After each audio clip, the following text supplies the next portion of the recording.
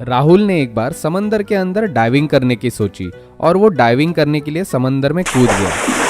Diving करते करते वो पानी में बहुत अंदर तक चला गया। पानी के बहुत अंदर जाने के बाद उसे चक्कर आने लगे और उसी की वजह से उसे पता ही नहीं चल रहा था कि सतह पर जाने के लिए उसे किस डायरेक्शन में तैरना चाहिए। वो कभी लेफ्ट जा रहा था, कभी राइट जा रहा था, कभी ऊपर या कभी नीचे जा रहा था।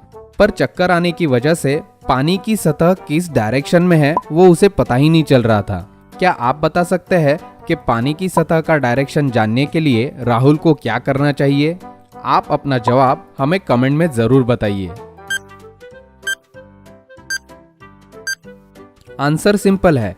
जैसे ही राहुल सांस बाहर छोड़ेगा वहां पर बुलबुले यानी कि बबल्स आएंगे। वो बबल्स हमेशा समंदर की सतह की डायरेक्शन में ही जाते हैं और उन बबल्स की डायरेक्शन को फॉलो करके राहुल समंदर की सतह पे पहुंच जाएगा। अगली पहेली है ये पिक्चर।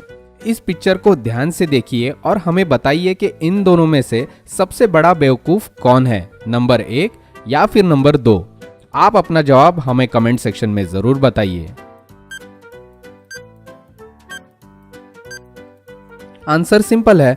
नंबर 1 सबसे बड़ा बेवकूफ है क्योंकि वो नंबर 2 को बंदूक दिखाकर ये कह सकता है कि वो अपनी जगह पर ही रुके और वो नंबर 2 के पीछे जाकर भी उसे गोली मार सकता है, पर वो ऐसा नहीं कर रहा। वो अपनी जगह पर खड़ा रह के ही नंबर 2 को गोली मार रहा है, जिसकी वजह से नंबर 2 नीचे गिर जाएगा और नंबर 1 वेट इम्बैलेंस की वजह से खुद भी नीचे गिर जाएगा और मर जाएगा।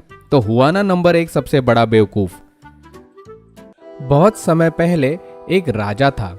उस राजा का बहुत बड़ा राज्य था, पर वो राजा क्रूर था। वो अपनी प्रजा को अपने राज्य के बाहर कभी भी जाने नहीं देता था। राज्य के बाहर जाने के लिए सिर्फ एक ब्रिज यानी कि पुल था। अगर कोई ब्रिज का इस्तेमाल करके राज्य से बाहर जाने की कोशिश करता तो सैनिक उसे मार देते थे, और अगर कोई बाहर से राज्य में आने की कोशिश करता तो उसको सैनिक वापस भेज देते थे। ब्रिज के पास पहरेदारी के लिए जो भी सैनिक थे वो 5 मिनट के आराम के लिए अंदर जाते थे, पर ब्रिज पार करने के लिए 8 मिनट लगते थे। एक दिन एक आदमी राजा के साम्राज्य से भागने में कामयाब हुआ। क्या आप बता सकते हैं कि वो आदमी राजा के राज्य से कैसे भाग निकला? आप अपना जवाब हमें कमेंट करके बताइए। उस आदमी ने अपना दिमाग इस्तेमाल किया। जब सैनिक 5 मिनट के आराम के लिए अंदर गए तब वो आदमी ब्रिज से चलते चलते बाहर गया, और जैसे ही 5 मिनट हुए वो पलट गया और राज्य की ओर चलने लगा।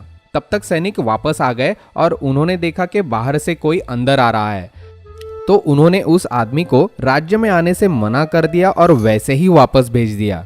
और इसी तरह अपनी चालाकी की वजह से वो आदमी राज्य से बाहर भागने में कामयाब हुआ। तो आज के लिए बस इतना ही।